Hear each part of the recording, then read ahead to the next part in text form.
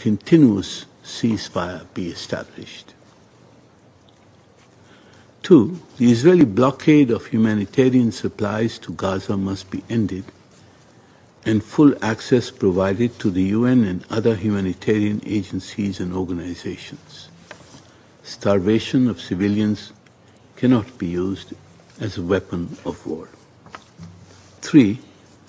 Negotiations should be resumed to implement the second and third phases of the ceasefire agreement of 12 January, including for the release of hostages and withdrawal of Israeli forces from Gaza.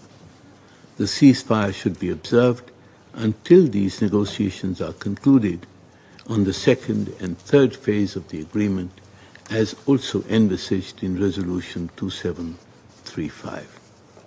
We would hope that the mediators, Qatar, Egypt, and the United States, will work to secure the full potential of the 12 January agreement.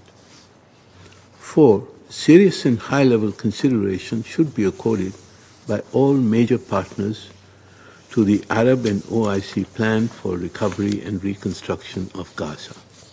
This plan offers a practical and realistic path for economic and social rehabilitation in Gaza, for its governance, and for peace between the Palestinians and Israel.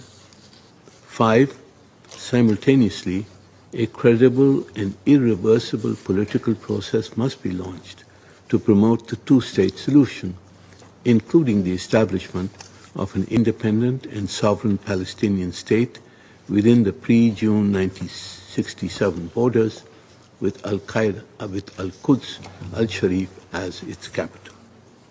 Madam President, if we can agree to initiate these steps, particularly if we can halt Israel's military campaign, sustain a ceasefire, and end the humanitarian crisis, it would create conditions conducive to the success of the endeavor for a two-state solution at the conference co-chaired by Saudi Arabia and France next June.